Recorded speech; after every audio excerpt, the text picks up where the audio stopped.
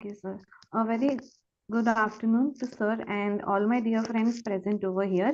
I, Simran Samantri, welcome you all on behalf of Dia Delhi for today's economics class with our respected and kind sir, Madhusudan sir. A very happy Dhanteras to sir and all my dear ones present over here. May the gleam of Dhanteras light up everyone's path and lead to a future full of joy and success.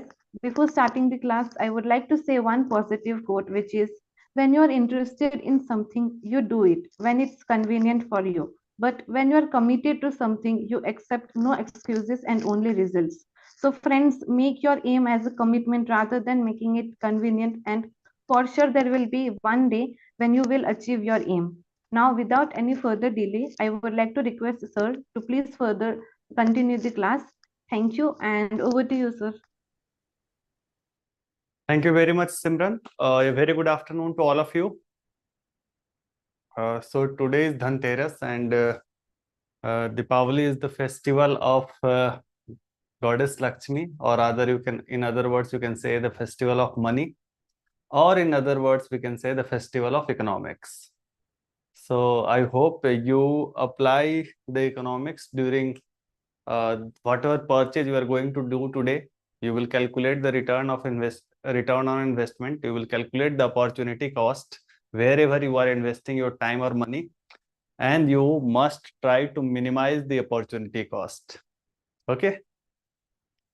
So let's start the class by a bit of revision from the last class. Can you give some example from your day-to-day life where you have minimized the opportunity cost, so that I am sure that you have understood the concept of opportunity cost very well? Everyone try to come up with some example.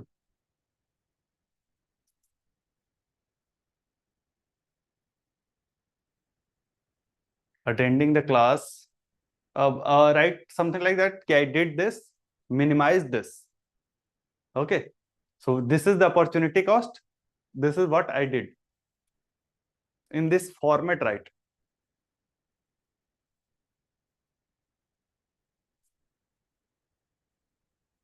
Try, everyone try. Purchasing phone in this festival sale. Okay, everyday opportunity cost, noon sleep. Good. Studying and minimized phone usage. Going for the petrol bike, I bought electric bike, sir. Good. Have you, any one of you, read that story of Hamid Idgah? It was written by Premchand. In that story also, Hamid spent, I do not exactly remember how much money he had, but maybe 4 anna or 8 anna, whatever he had, for buying that chimta, 3 paise. Okay. And the whole story is about that opportunity cost only. He goes to the market and says, whether should I buy this chocolate or any such thing, and he says कि ये तो क्षणिक है, थोड़े time में waste हो जाएगा, खत्म हो जाएगा. Okay, so economics is everywhere. Economics was there in the Hamid story as well. Economics was there before independence as well. Economics is there after independence as well. So what we shall be doing in our classes is we shall start from pre-independence time, and after that we shall trace the growth of Indian economy. Right from 1947, we shall first trace the growth from 1950 to 1990. Then we shall study liberalization. Then we shall come to today's time. Okay, in this process itself, there would be few terms that will come. For example, MSP will come, the public distribution system will come. So we shall study these topics in between itself. So there shall be a long story, and there would be a small stories in between. In between this growth story, LPG reforms will come. GST shall also come, but GST we shall study with fiscal deficit. Okay. So before, or this is more or less, now we are venturing into the concept of macroeconomy. We shall be not talking about individual goods and services. Rather, we shall be talking on overall what's say Indian economy, whether we talk of pre-independence time or post-independence time. However, the conceptual part of macroeconomy is a bit different. So we have yet not studied the conceptual part, but wherever required, in between, we shall keep on studying those concepts. Okay, and after completing this story, Indian development story, we shall move to the conceptual part of macroeconomy, where we shall study all those concepts in detail. So we shall be studying these concepts in bits and pieces in the part of this development story as well. Any other doubt from the previous class? If you have, this is the time we can spend a few minutes in addressing your doubts.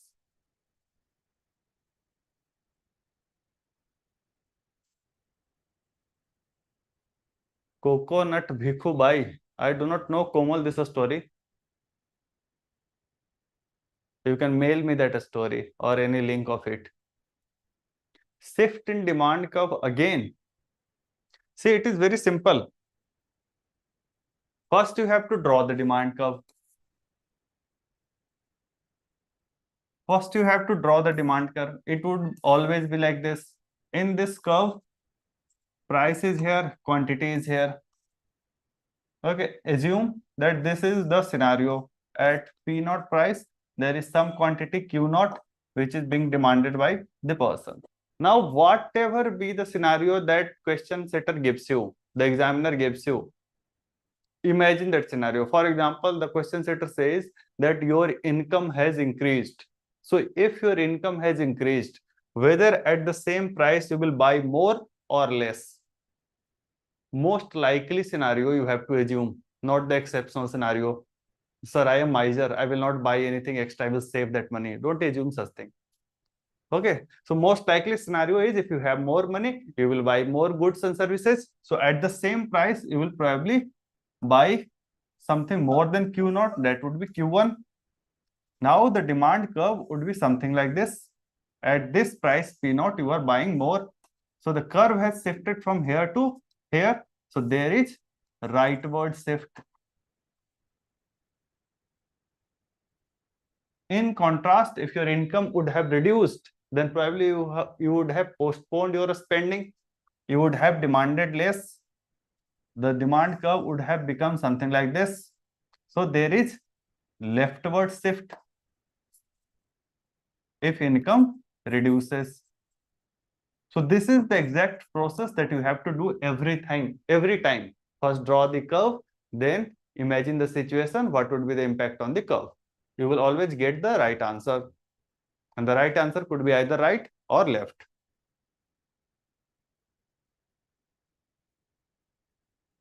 Difference between monopsony and monopoly, mainly the act of government. No. Monopsony is when there is only one buyer. Someone who is buying is the only person who is buying. So, I mean, it can happen even in private sector case as well, that there is only one buyer. So if a company happens to monopolize the whole ecosystem, definitely for the seller of those goods, for example, if you take the example of say Gillette. So when it comes to razor, Gillette is the only company which makes branded razor. Other companies, there is no such competitor as such. So they are a kind of monopoly when they are selling, but they must be procuring the items as well. They do not themselves manufacture those things. So if the raw material that they are procuring for production of that razor, for that case, they are having the monopsony. They are the only player to which a person can sell that raw material. Okay. Sir, in case of change in one price, there is shifting or moving. No. If the price is changing, then there is no shift in curve. Okay, that is the normal demand curve. Now, in that case, you will see that moving along the curve. You are just moving along the curve. There is no shift in the curve. Shift in curve only when at the same price, now people are willing to buy more or less. So a new curve has to be drawn. Okay, opportunity cost is simply the second best choice. You have made the best choice.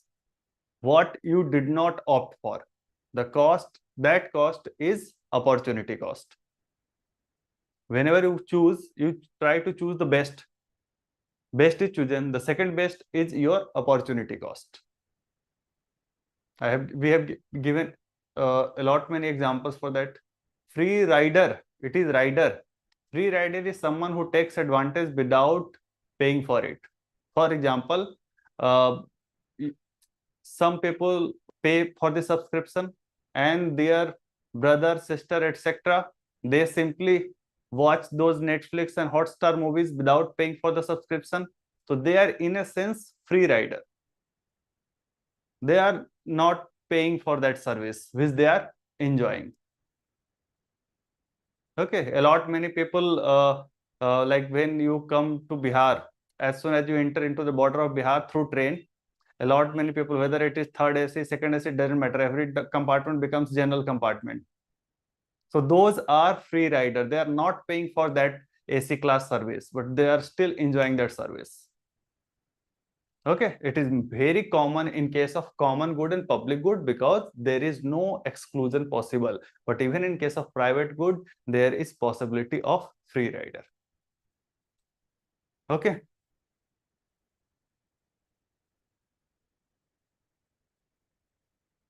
Question 2. So there is one more thing that it might happen that you will get a phone call or there would be some disturbance in between the class, your internet goes down. In that case, do not find the easy way of asking the same thing in the next class. Rather, go and watch the recorded class. Because I will definitely not explain every bits and pieces when you ask doubt now. I will only summarize the things. So for better understanding, you should go to the previous class video and watch the video. Okay. Let me answer that question number 2. What is that? Public good are both excludable and rivalrous. So that's how we define public good. That it is neither excludable, not rivalrous. This was the here was the public good, right?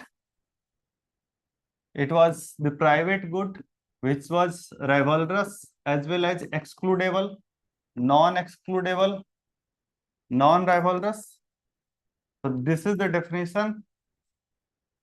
I mean, just if you remember the definition of public good, you can cancel it. That it is the definition of private good.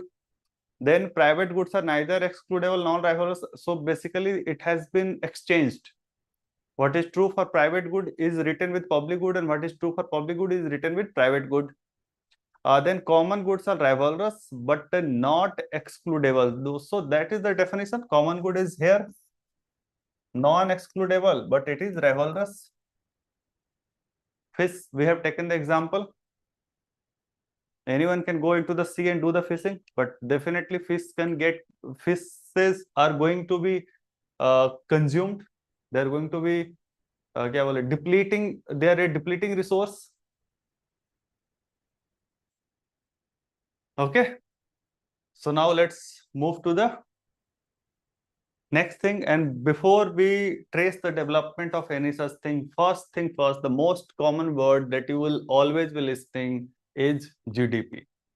What is GDP? Can anyone help me in understanding what exactly you understand, you feel by GDP? When you must have listened this word a lot many times in the newspaper because you are studying for quite some time now. So what exactly you feel? Modi ji had also set a target that India is going to be a 5 trillion economy. Total production of a country. Okay. Madhvi has written the full form gross domestic product. Anyone else who would like to help me? Goods and services produced in an economy in a year. So almost you have written the definition. That's very good. So when we say that someone is rich and someone is poor, what is the criteria for deciding if someone is rich or poor? It is simply the goods and services that we are consuming. Like if I have car, I am definitely richer than the person, or definitely, if not definitely, most likely, I am richer than the person who cannot afford car, who is owning bicycle. Okay. And if in car also, if I have a small Tata Nano and tomorrow I go on and purchase Lamborghini, definitely I will be presumed to be richer tomorrow because I am consuming more goods and services, or better goods and services, the goods and services of more value, right? So these are the criteria on which we measure if someone is rich or poor. So similarly, if economy is big or small is also measured by the value of goods and services produced in that economy. And that term is known as GDP. So GDP, gross domestic product. Gross simply means total. So domestically, what is the total production of the economy? This is known as GDP. Practical definition देख लेते हैं. It's the monetary measure. So we will measure everything in terms of money. We will, when we say GDP, we will not say that India produced 1 lakh chair and 2 crore shoes and 3 lakh. We are not going to say in these terms. What we will say that if India has produced 1 lakh chairs, what's its the price? Its price is 1 crore. If India has produced 2 crore shoes, what's its price? It's probably 400 crore.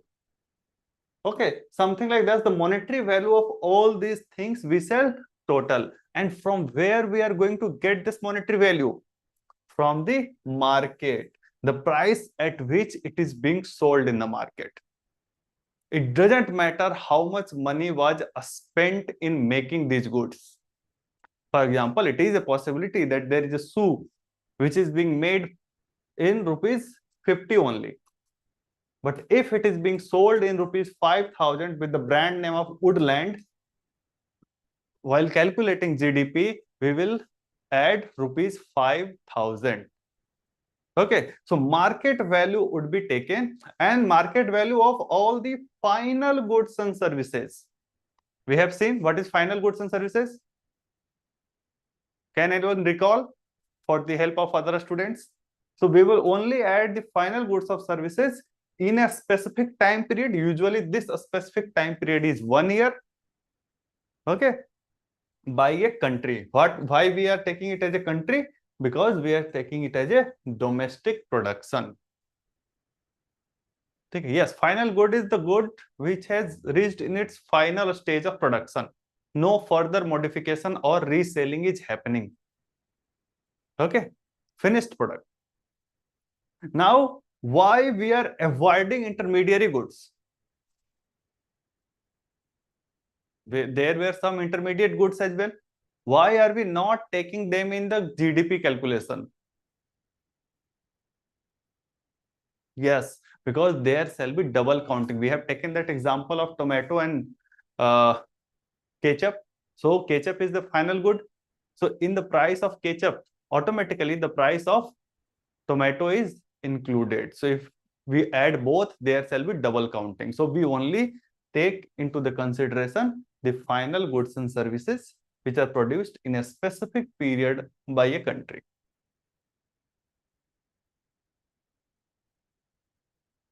Note it down.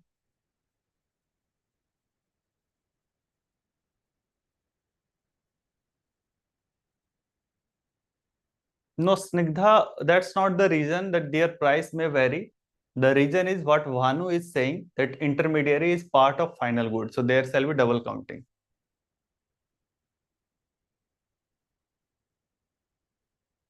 A specific period mostly means 1 year. However, I mean, in news, you might see that in first quarter of the financial year, the GDP has grown by 7%. So first quarter, in that case, we have taken only quarter that is 3 months.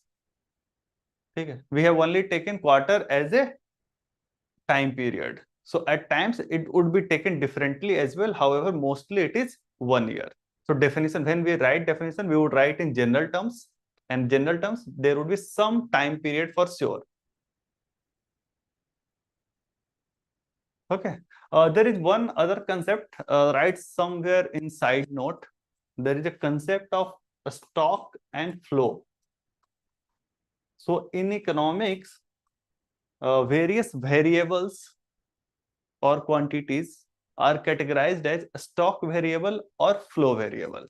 So these terminologies have been brought from maybe physical sciences, whereas if there is a tap and water is flowing, and there is some bucket which is collecting the water.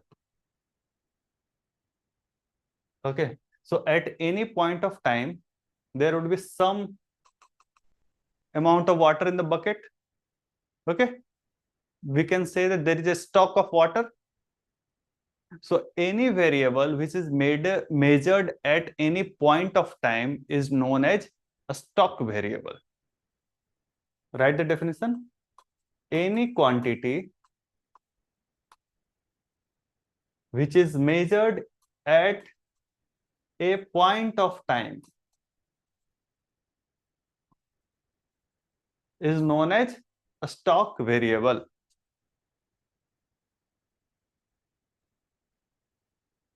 On the other hand, when you talk of flow, what was the flow of water? So you will say something like 5 ml per minute, 5 ml per second, something like that. You will not say that what is the flow of water is 3 liter. It will not make any sense. It will only make sense that 3 liter is per minute over a period of time. So flow variable are measured over a period of time. Is it clear, stock and flow? If you have any doubt, please let me know.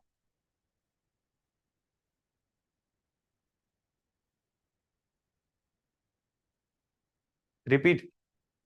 So there would be few quantities which would be represented at any point of time. How much water is there at 3 p.m.?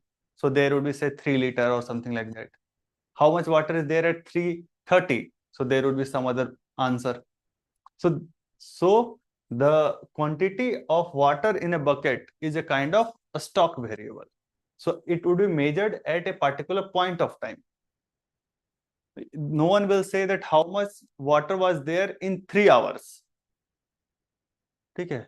But when we measure the flow, we measure it over a period of time. How much water is flowing per minute, per second, per hour. Okay.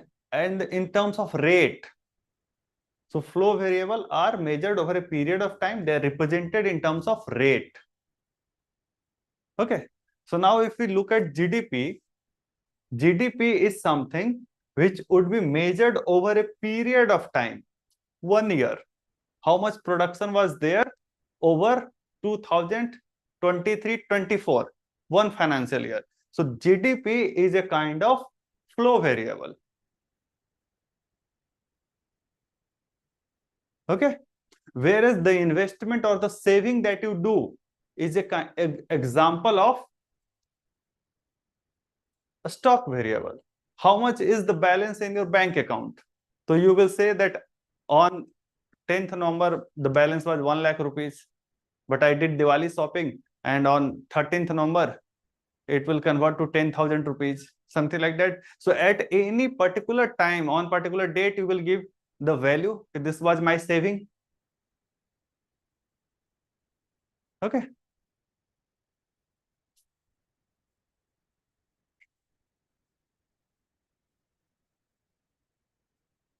So yes, someone with the name Sam is saying that profit or loss is definitely going to be a flow variable.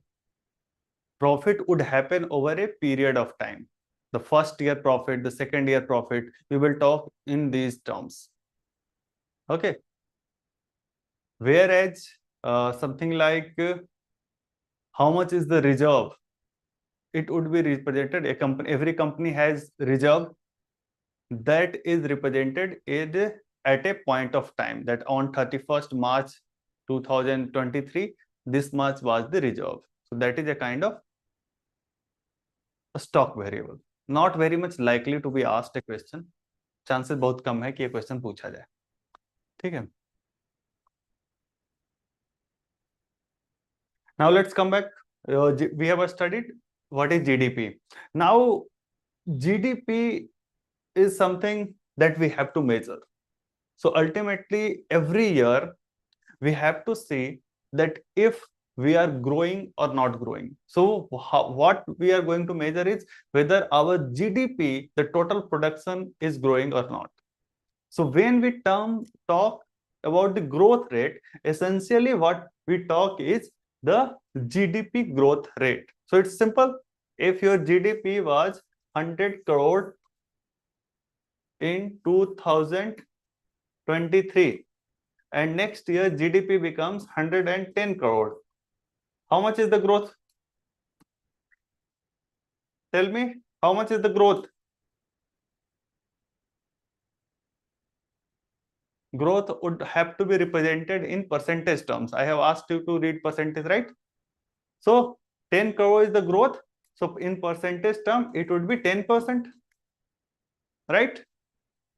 Now suppose in 2025, the GDP becomes 125 crore. Now tell me what was the growth in 2025? I will write it growth rate so that there is no confusion. What is the rate of growth?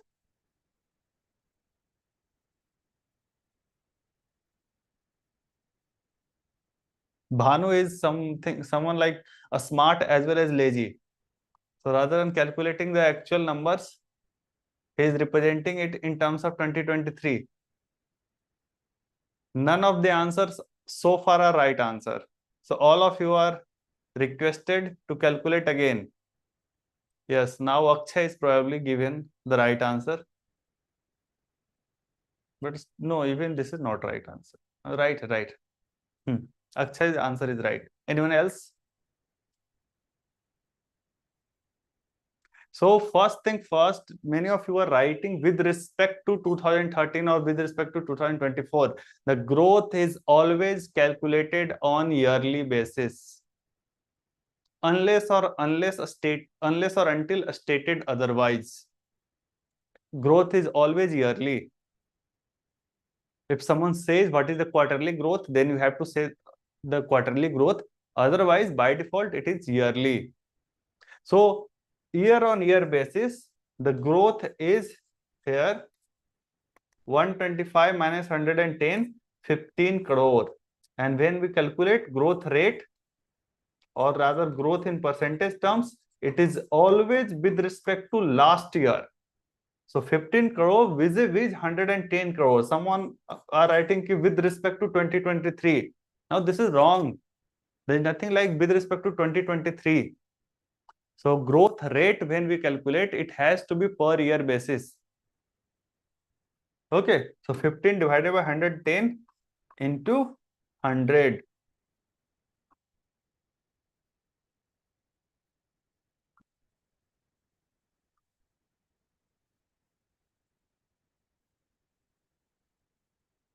This is going to be the answer.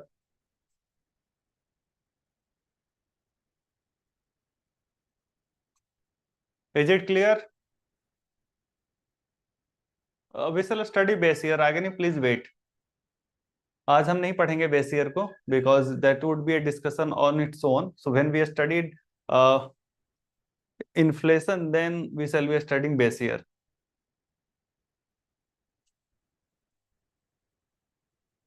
Is it clear? 13.67% is digestible to everyone.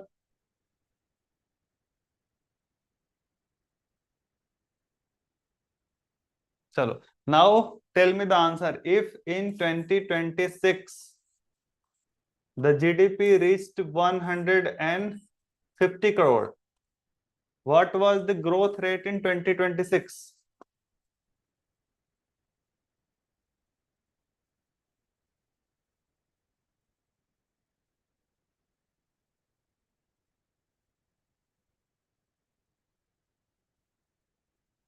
Everyone is right. I should have given some difficult numbers.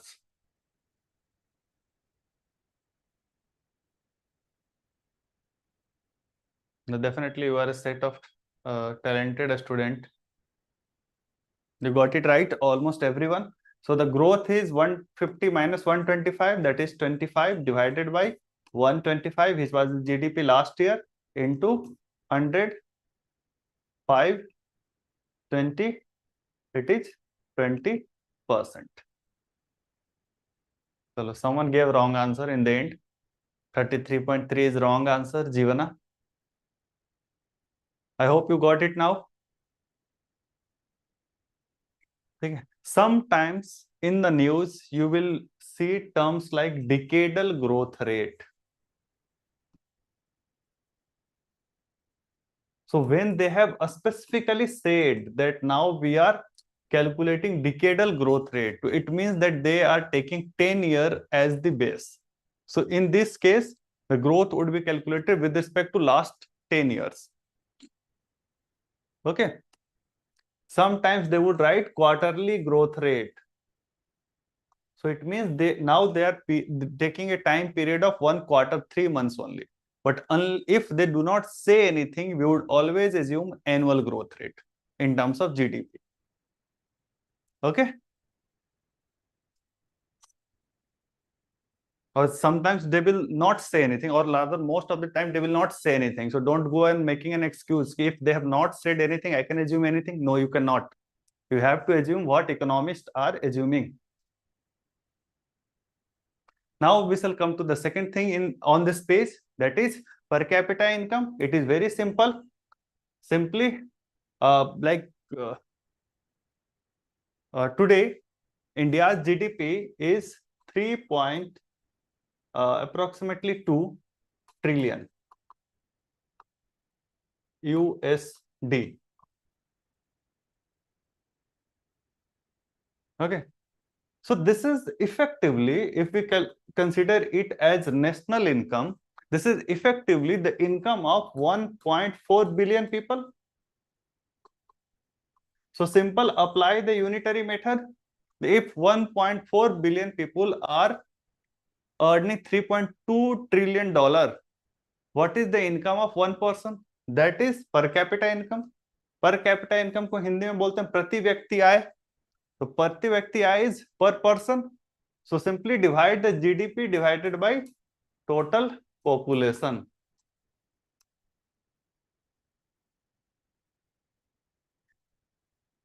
Is your per capita income or per capita GDP. Sometimes they will write per capita GDP. Now here one more thing I would like you to write on note. Give something like this or write note that for simplicity we have assumed GDP as national income. When we shall study the chapter of GDP, we will see that it is not the purest form of national income. There are even purer form of national income, but we shall see in that chapter. This has some impurity, like incorrectness, but for simplicity, we have assumed GDP as national income. Yes, Sai Charan, you are right. But do not confuse the whole class. They might not be aware with these terms. That's why I'm not using that term at all. Okay.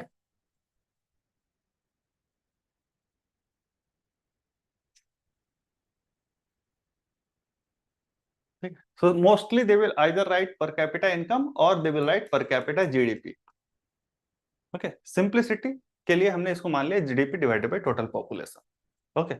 Now let's come to our original thinking. What was the status of economy? So now there are 3 sectors of economy. If we look at all the economic activity around us, it can be grouped into 3 different sectors, and collectively we call it as economy.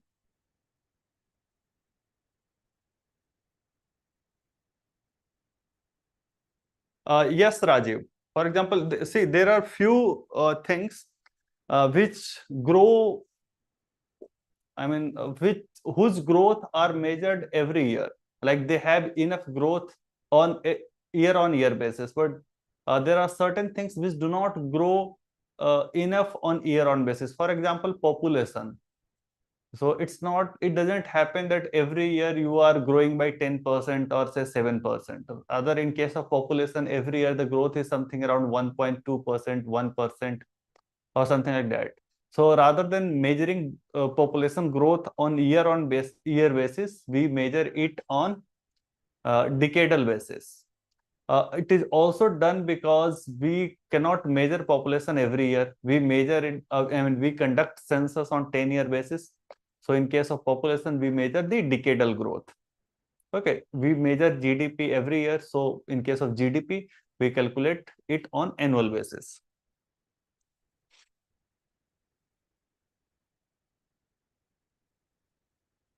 So let's come to this sectors of economy. There are three sectors in which the whole economic activity can be categorized. First is primary sector. Primary, secondary, and tertiary, they are like first, second, and third. From there, this nomenclature has come. So most of the goods which will come from nature, so they are like primary sector. They are directly coming from the nature. Okay, and after that, they might undergo some transformation, some processing, some manufacturing. So when the natural resources are transforming into some other valuable products, then this sector which is doing this transformation is known as secondary sector. Sometimes it is also known as written as industrial sector. Okay, so all the industrial activity comes under secondary sector. Then there is tertiary sector, which is the service sector of the economy. All those intangible services will come under tertiary sector. Now, please give me example of primary sector.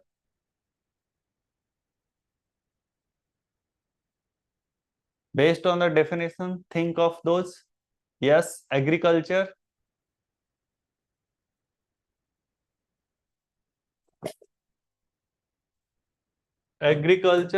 fishing, mining,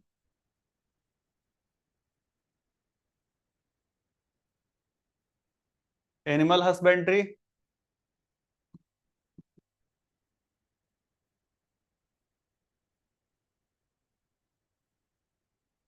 all these are example of primary sector, because even in agriculture, these are all the natural products. We are getting everything from nature. Forestry,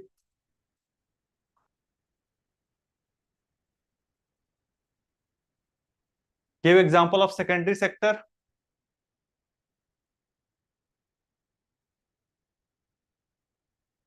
Yes, industries, our famous tomato ketchup industry, that example which we are taking. And there are a lot many industry. Take example of any industry.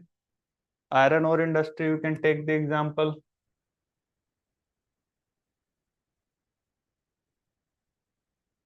All the goods which are around us, electronics product, the every goods that we have, most of them are produced in the secondary sector. The cloths,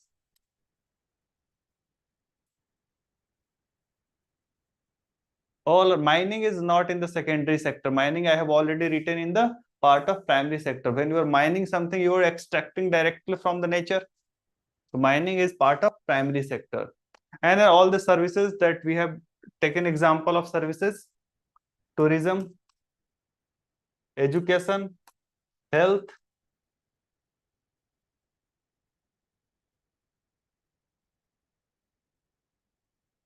all these are part of tertiary sector.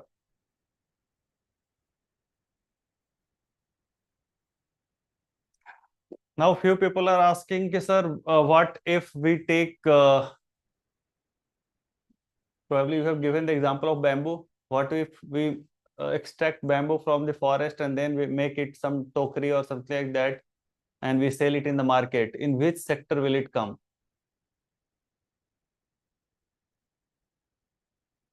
Can anyone help that person? So let's take the example, another example. For example, rather than taking the bamboo, you would have taken wheat. Or why wheat? Let's take tomato only. You have taken tomato. Tomato production would come under primary sector. And then what you did?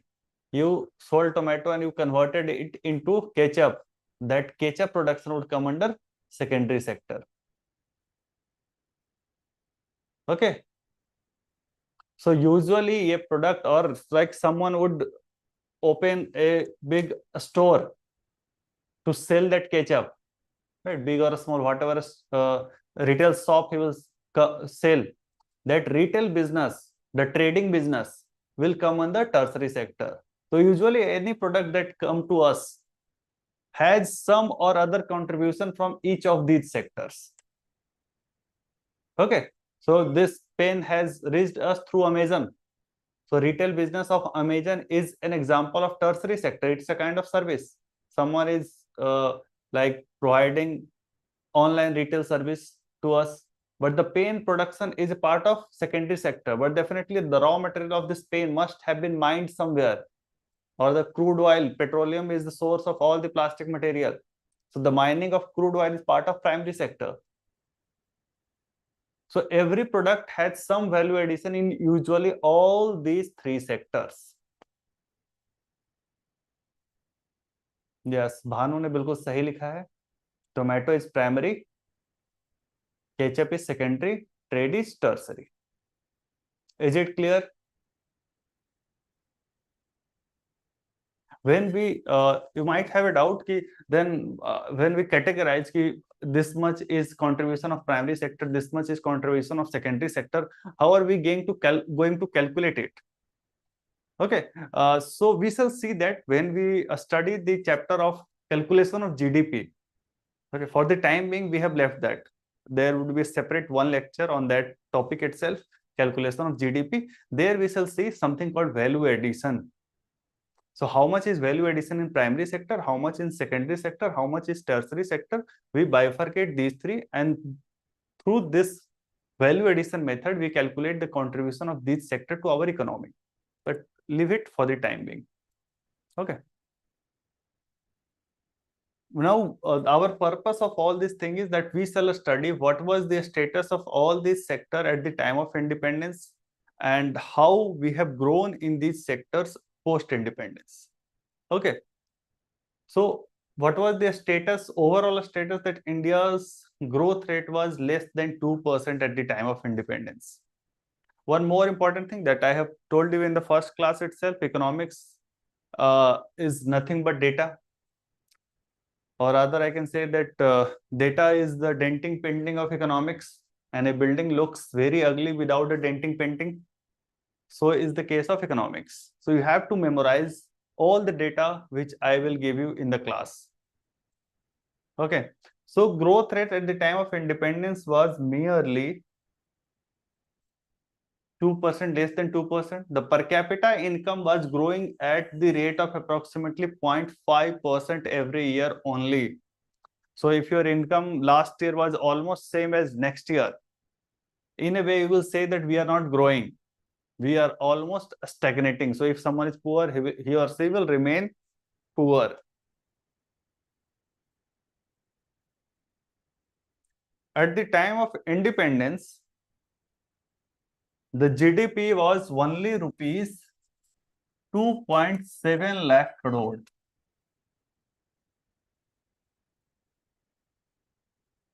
Whereas today, our GDP has become 135 lakh crore, approximately. So since independence, in these 75 years, we have approximately grown 50 times.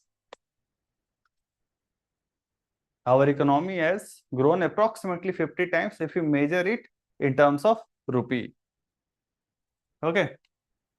Now we shall look at sector wise. What was the status of agriculture? So approximately 85% people were living in villages at the time of independence. The picture has changed now, but not much. Still, because of which there was a famous quotation by Gandhiji that India lives in its villages. And so is true even after 75 years of independence. Like in 2011, when the last census data is available, approximately 70% people still lives in villages. Now the figure might have come down to say 66% or so, but still two-thirds population lives in villages. There was this zamindari system. Have you studied history? So you must have studied zamindari system. I need not spend time on this. So there was this zamindari system or other land revenue system. Irrespective of the land revenue system, there was a lot of exploitation of peasant. The peasant were mostly poor. There were a lot of landlessness. People were not having land. There was dependence on monsoon for agriculture. Even today, there is very high dependence on monsoon. So imagine the situation in 1947. There was nothing like handset even at that point of time, hand pump. Then there was commercialization of agriculture is something which is the contribution of British to India. Commercialization means that there are two kind of crops that can be grown. One is food crops, food grains. Another is cash crop, like jute, cotton. You cannot eat them. Okay, indigo, even coffee, tea are considered a kind of cash crop. Okay, so British promoted commercialization of agriculture, which mostly benefited the British traders or investors, not the Indian farmers. So those who are owning that tea estate, they are the one who are going to benefit from the tea plantation. Those who are working in those plantations, they are not going to benefit much. You must have seen many movies in which that there was agitation in tea plantation. There was something, some kind of slavery was being practiced in those tea plantation as well. Okay.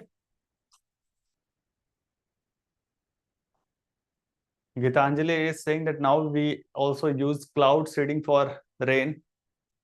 Okay. I'm not very sure whether we can use cloud seeding for the benefit of agriculture, but definitely we have started using it for benefit of environment to reduce pollution in Delhi. Probably the last night rain is a contribution of cloud seeding, artificial rain. But that's a good development, definitely. Noted down? Noted? So this was the status of agriculture. Similarly, the status was not good of agriculture. Was the status of industrial sector, which was also not very good. There was very less modern industry. There was one major modern industry was Tisco. There was no capital good industry. Capital good industry means the industry which are producing those capital good like machinery. So without machinery, there is no possibility that you will establish the other industry. Handicraft India was famous for handicraft before the advent of Britishers to India. But what Britishers did, they destroyed handicraft industry. You must have studied the economic contribution of British, in which they systematically ruined the Indian handicraft industry. What happened that ultimately all those weavers who were engaged in handicraft, they shifted to agriculture, and it led to further impoverishment of agriculture also. And as a result, there was massive unemployment. There was massive poverty. And even the agriculture was not able to sustain such amount of people because agriculture was also lagging, as we have seen earlier. There was frequent famine. You must have been recall. Do you remember the year of famine during British time? If you are not able to recall, go and revise. 1866. There was some famine in 1940s also because of the Second World War. Yeah, Bengal famine in 1943. Okay, so there were frequent famine. Almost every decade witnessed some sort of famine. Some were big, some were small, and during few famines, it used to be the case that say 10%, 15% of total population is wiped out. ठीक है, because there was very high unemployment and agriculture was backward. Now let's move to the trade sector. India had become an exporter of raw material. We were producing cotton, we were producing tea, we were producing indigo, and all these raw materials, like even we were mining a lot of ores, iron ore, coal, etc., and we were exporting it to England. From England, we were importing the finished goods. Even cloth were not being produced in India. We were wearing Manchester-made cloths in India, and that's why those Swadeshi Andolan, non-cooperation, CDM, everywhere there was an element of Atmanirbhar Bharat. Even today we have some or a lot money dependence on import. We shall study those things. We shall also study how that Swadeshi was different from the today's Atmanirbhar Bharat. Both are not the same, although the name suggests the same thing. Tisco was Tata Iron and Steel Company. So Tata was there. Tata is a pre-independent company, but there weren't many such companies at that point of time. Today we have a lot many steel companies, steel manufacturer. Okay, we have like Tisco was there, but there was no aluminum manufacturer company. There was no copper manufacturing company industry. So all those like there was nothing like Hindustan Machine Tools. All these companies that we know today are post-independent companies. And even these export profit was wasted on war and administration. So these profit were not reaching to the Indian masses. And there was drain of wealth. Drain of wealth theory, you must have already studied. Like taxes on trade, investment, salary, pension, etc. Through these things, the wealth was draining from India to England. Yes, Dadabhai Nauroji was the proponent of drain of wealth theory. If any of these things that I am teaching you, you are not able to recall from your history classes, you must go and revise the history notes. This is how revision is supposed to be done. As in when you notice that something I have forgot, you should go and revise. Okay. Do not plan कि I will revise history after that date. वो तो करेंगे सो करेंगे. That will be done. But these bits and pieces revisions should also keep on happening. Or like in economics or in polity or even in environment, certain things would be news. So whenever certain things is in news, if you are not able to recall something from your notes, you must go and refer to the notes. For example, earthquake had come a few days ago. And if you see in the news that this was a shallow earthquake, and you were not able to recall what was the definition of shallow earthquake, you must go back and read the notes. Do not leave it unattended there. So this would be the practice that UPSC aspirant should follow. We tend to follow. It's human. Okay. Then if we look at the social capital, what was the rate of literacy at that point of time? So literacy was very dismal. Only 16% population was literate at the time of independence. And among women, it was even less than the double-digit figure. 7% people were literate. IMR stands for infant mortality rate. Infant mortality rate. Have you studied society also? Or it is left? No. Someone is saying yes. Mostly no. Okay. IMR stands for infant mortality rate.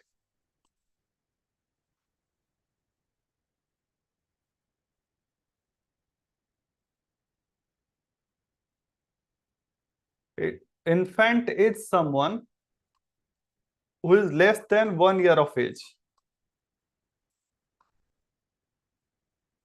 So if a child dies before attaining 1 year of age, he or she is counted in infant mortality rate. And this rate is calculated not on per 100 basis, rather on per 1,000 live birth basis. So number of infant dying या infant death per 1,000 live birth.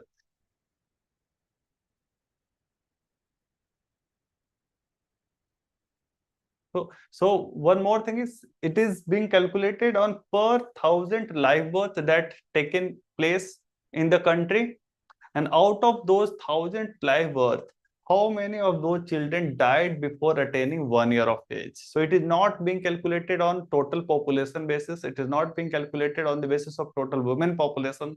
Simply how many birth is taking place. There could be few stillbirth as well. Okay, the children took birth and they died before taking birth. So those are also excluded. Only live birth is taken into consideration, how many of those children died before 1 year of age. This is a very important health indicator.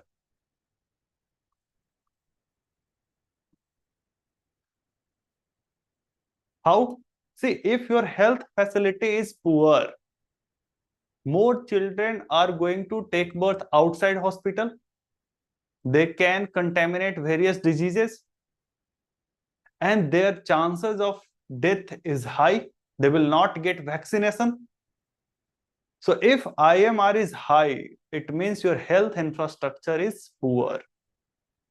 And today, IMR has come around 30. Okay. In 75 years. At those time, it was 218. And in developed country, the IMR has come in single digit. Yeah. The European and other developed countries, their IMR is in single digit. So there is very less likelihood that any child is going to die before attaining 1 year of age. So there are few cases like who have genetic abnormalities. Only those children die in those developed countries. The same is not the case in India. India में तो इतनी बीमारियां हो जाती है, और आजकल तो हॉस्पिटल वाले भी कुछ बच्चों को मार देते हैं. ठीक है, don't take it as otherwise, but there are certain hospitals who also indulge in some money making practices because of which some accident take place. And like there are some reputed hospital also where because of the lack of oxygen or some other mishap keep on happening in our country. So all those things reflects poor health condition. It's your homework for the day is calculate or rather search what is the literacy today, what is the female literacy today, what is IMR, what is birth rate, what is death rate,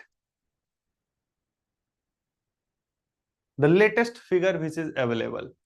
Okay, and the reliable figure for these are census. So find the data from census 2011. Not all data is calculated in census. Next best reliable data is National Family Health Survey. Okay, or NSSO data या CSO data. So any data from these sources should be preferred over data from some private sources or organizations. Okay, because we are preparing for government job, right? So this is homework for tomorrow. Next is life expectancy. At that point of time, it was 44 years. You have to search what is the life expectancy today. So add life expectancy also.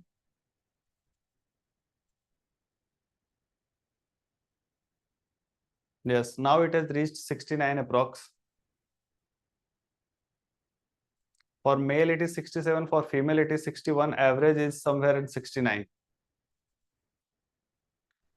Yes.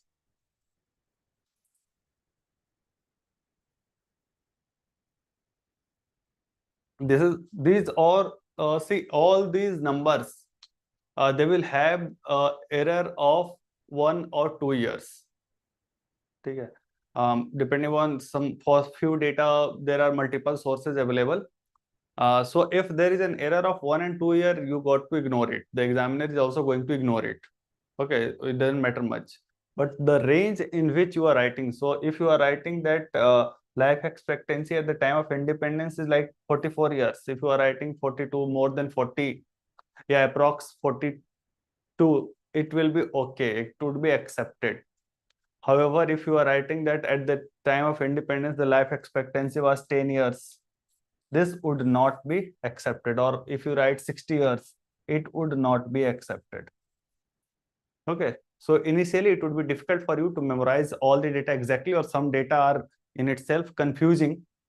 You will not get the exact data. Some different sources will say different data numbers, but you should make sure the variation is not much. Okay.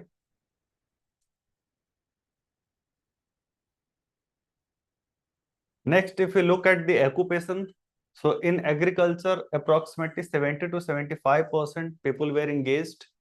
In manufacturing, approximately 10% population was engaged, and in services, 15 to 20% population was used. Why is there a range? Because at that point of time, exact statistics were not calculated. So these are based on different projections.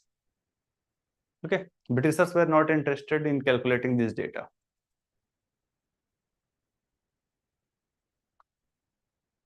Infrastructure, if you look at like the one of the most prominent contribution of Britishers, or rather the positive contribution, one of the few prominent positive contributions are railways. British did provide railways, or even port infrastructure was built, but transport, post, telegraph, these were the things which were provided by British, but their major objective was to serve British interest. They were designed not in a way to connect the hinterland, rather they were designed in a way to support the export of raw material and import of finished good. So that's why the focus on connecting the villages to the nearby urban center was not given, because neither villagers were providing those export, nor they were the big consumer of imported goods. So the road infrastructure connecting villages was not paid attention to. The railway was paid attention to, because railway was used for exporting the raw material. The port was there.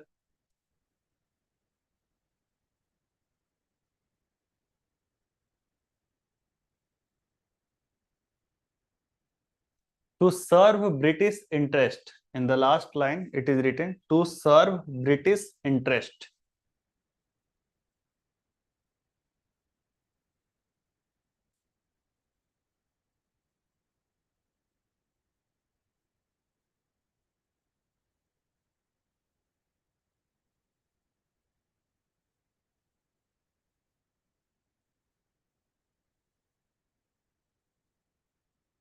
So these were the challenges. After these challenges, India became independent on 15th of August 1947. And on this very day, the famous speech by Jawaharlal Nehru was given at the stroke of the midnight hour. When the world sleeps, India will awake to life and freedom, which speech was known as Tryst with Destiny. Why we are reading is that these were the challenges which the new government after independence was having. And it was the responsibility of the new government, which was headed by Pandit Jawaharlal Nehru, to deal with challenges. And we have to now draw an economic roadmap. So politically, what we got at 1947 now was the objective of the independent government to provide the economic liberty as well. And this task was much more difficult, or rather this is the task of nation building that we can say. So what was the need of India? You have already seen those problems. What was the problems at this time? What India needed to do? So India needed, first of all, faster growth,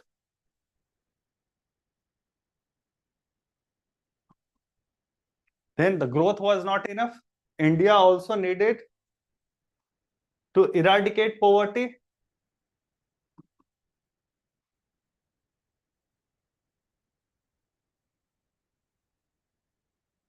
At the same time, India's education and health, all those social indicators were also poor. So we needed education and health.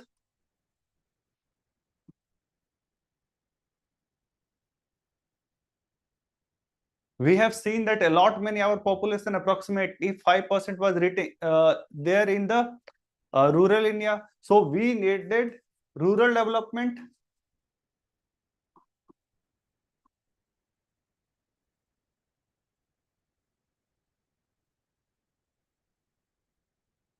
We needed infrastructure.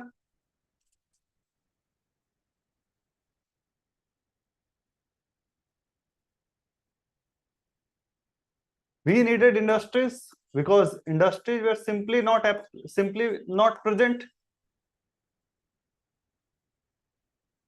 Probably we needed, like, to eradicate poverty. We thought that we also need employment. There was massive unemployment.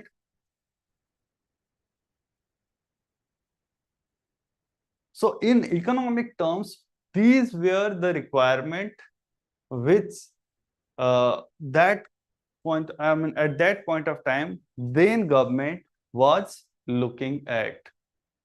Yes, reduction of import. There was domestic production. There was very much import dependence. So we were also looking at domestic production, or what I have written is industries. But domestic production was required in almost all sector, whether it is primary, secondary, or tertiary. In all the sector, we needed domestic production.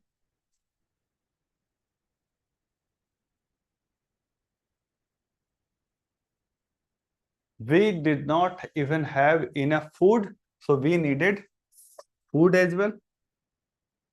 Primary, you can write. There was also a need of food security because we have just seen there was massive famines, frequent famines, which we were having.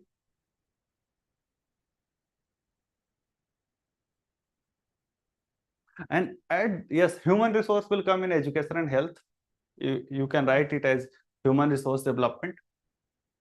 Okay, so mota moti overall, in major terms, infrastructure will cover Danish transportation connectivity infrastructure.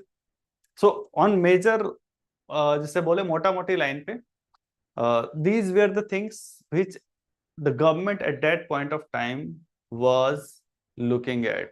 However, the government did not have enough resources, definitely did not have enough resources for doing all these things. And if you look at the current perspective, how are we achieving these things? Try to relate those things. Look at yourself. Where did you study? What is the source of education these days? Who is providing education? So national security is also there. Probably it is not economics, so it did not come to my mind, or national security was not in the agenda of the government also. Okay. National security was not in the agenda of Nehru ji also. That's why we lost to China in 1962. So these days, like if we look at any of these things, how we are growing by investment of private sector. A lot many investment is coming from private sector. Where are we employed? Most of the people are employed in the private sector. Where do we get education or health? So most of you might have studied in private sector, or other private sector contribution is also very much significant.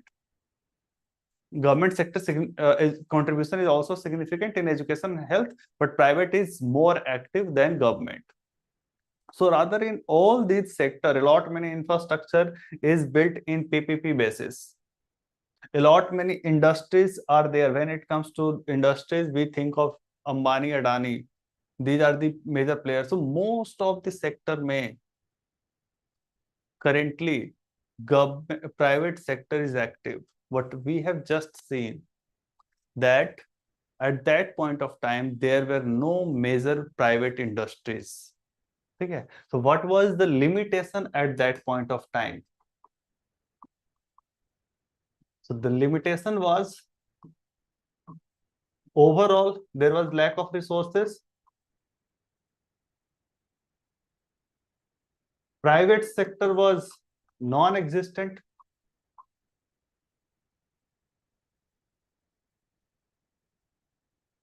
Private sector was lacking resources, लिखो non existent तो extreme हो जाएगा, lacking resources,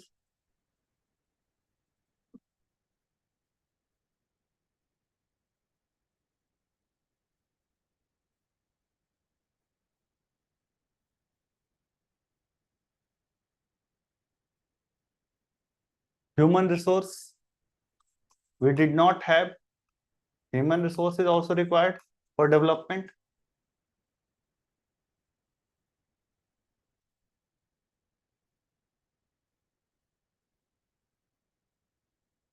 Human resource capacity was inadequate.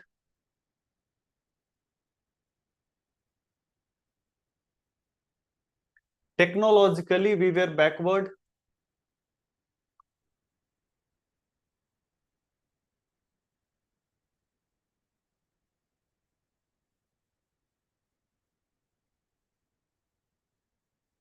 So these were the limitations, these were limitation or challenges at that point of time. The infrastructure was missing. Yes, you can write.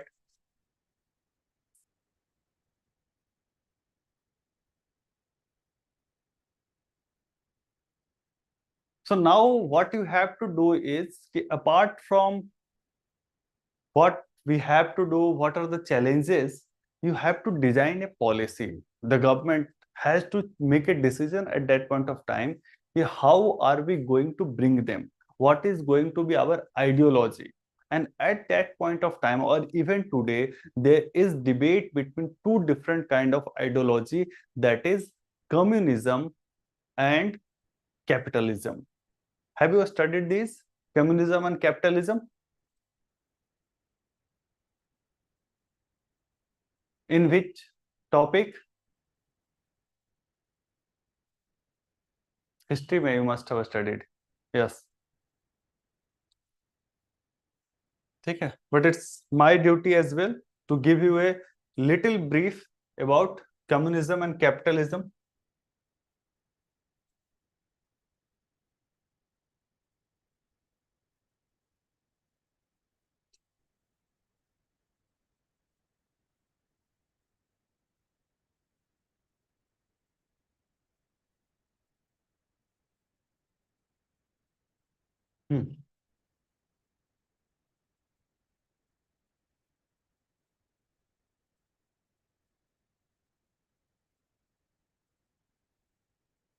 So communism and capitalism are distinguished on the basis of ownership of means of production.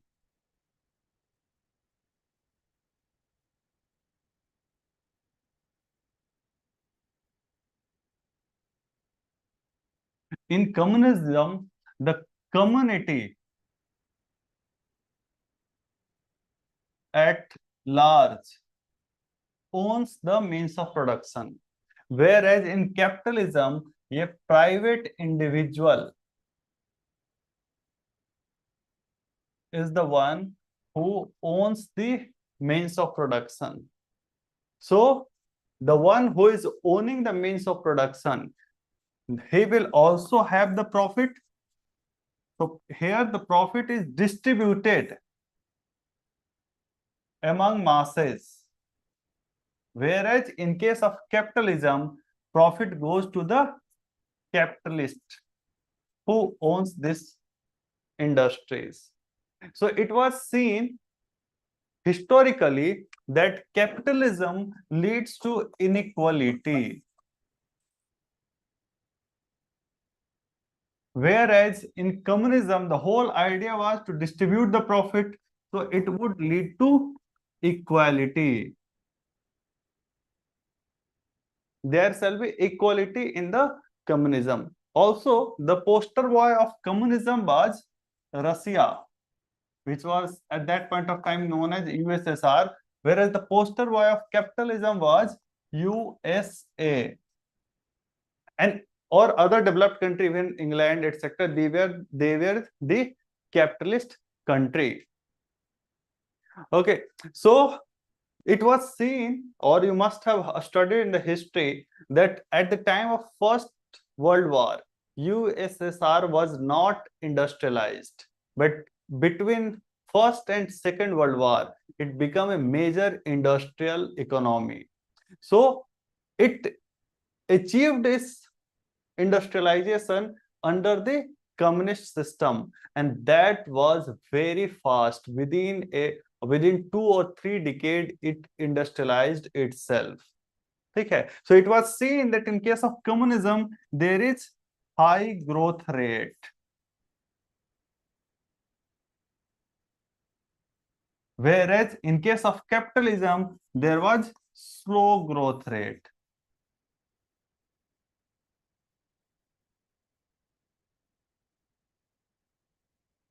What we wanted a very high growth rate, we wanted equality, right? These were the objectives that we were looking for. So economically, there was the natural choice with us that we will go with communism. Okay. So economically, it made all sense. We have a role model in USSR. We have seen that the communism provides high growth rate and equality. These were the things we were looking at. So economic sense made in the system of communism. However, there was one problem. India had just become independent. Okay. Independence means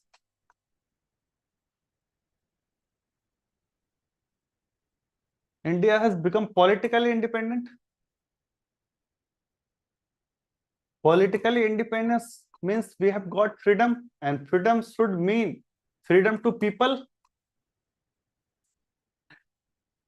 And it is believed that freedom should, or rather must, include freedom to own property,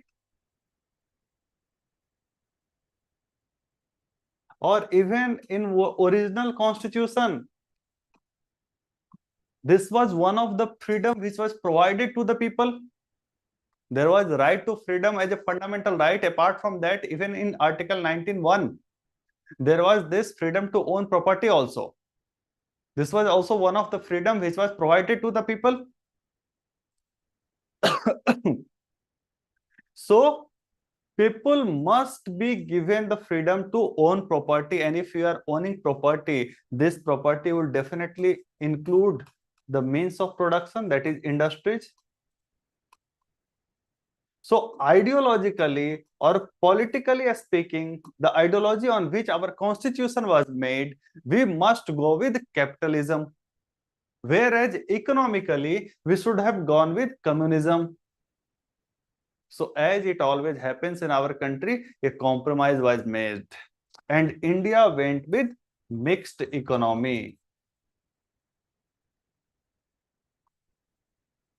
What is mixed economy? Here we adopted something from both capitalism as well as communism.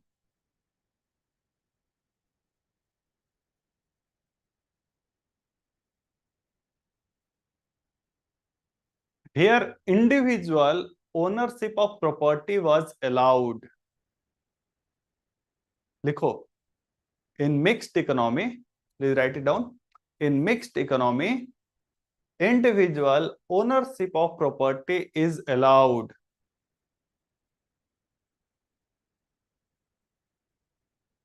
At the same time,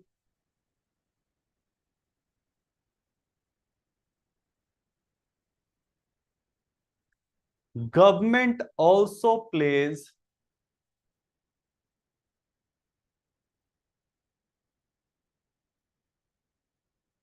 in mixed economy, individual ownership of property is allowed. individual ownership of property is allowed. Property means means of production also. Property includes means of production also. Allowed. At the same time, government plays dominant role in economic activity.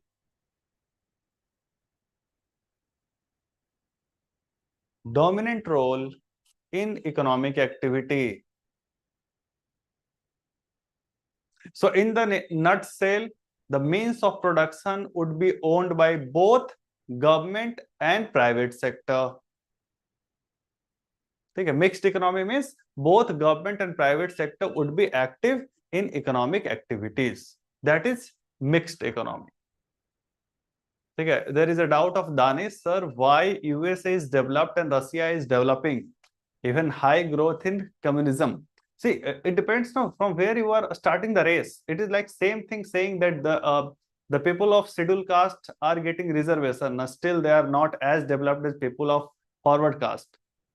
Because historically they have been very behind. So Russia was historically till First World War, Russia was an underdeveloped country. It was agrarian economy, whereas industrial revolution in England has started coming in 18th century itself.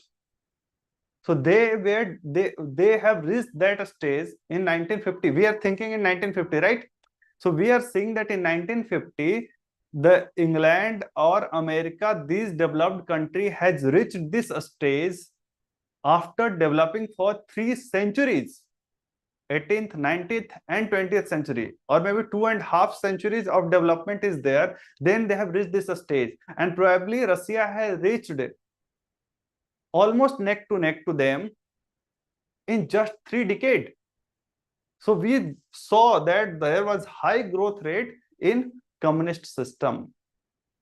There was this gap even at that point of time, but in 1950s or a few decades after 1950s, you can see that Russia and USA were engaged in Cold War, and Russia was not ready to accept that they are not developed. They were engaging in a space activity. They were engaging in all those things.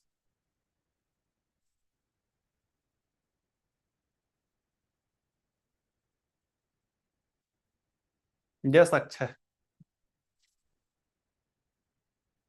Okay. So the nuances of this mixed economy, what we drew and what were those nuances, what we did and not what we did not do, that we shall study in the next class. Okay. In the next class, we shall study our planning process, what went into the planning and all those things. And do revise this communism and capitalism thing. There is one thing in between communism and capitalism, that is, yes, Akshay, our economy is mixed economy. We did not follow either communism or capitalism. There is one thing in between capitalism and communism, that is socialism. Okay. So do revise that thing as well. We shall start the next class from socialism. We will then move to the planned economy, and we shall see what all steps did India take. Okay, if you have any doubt from the current class, you may ask. There is no country which is fully capitalist or fully socialist currently. Okay, maybe North Korea, you can take an example of fully socialist or communist country. Most of the country have a mix of those. So it's like there is a spectrum, whereas here you are a communist or socialist country, and here you are completely capitalist. Most of the countries are in between them. The only difference is the composition. Few countries like USA are very close to capitalism. Few countries like Russia, China, they are very close to communism. India is somewhere in between, more tilting now towards capitalism. So probably it was earlier here, now it is coming here. India is moving in this direction. but still we are less capitalist than USA. We are more capitalist than USSR.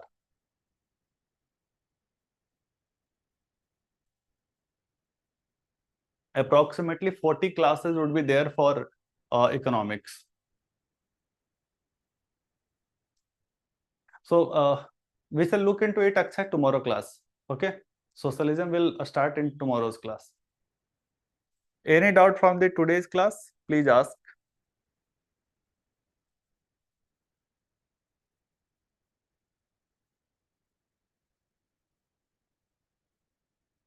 Yeah, capitalism and imperialism difference you must be understanding. That's the arena of history. Chalo, I assume everything is clear. So see you tomorrow. No, see you after Diwali. Probably in the weekend we do not have any class. So happy Diwali to all of you. Have a safe Diwali, and at the same time do enjoy the festivities as well. I mean, there is no need that you sacrifice all the festival and just keep on mugging. Do enjoy. Come back after Diwali with the new set of energy.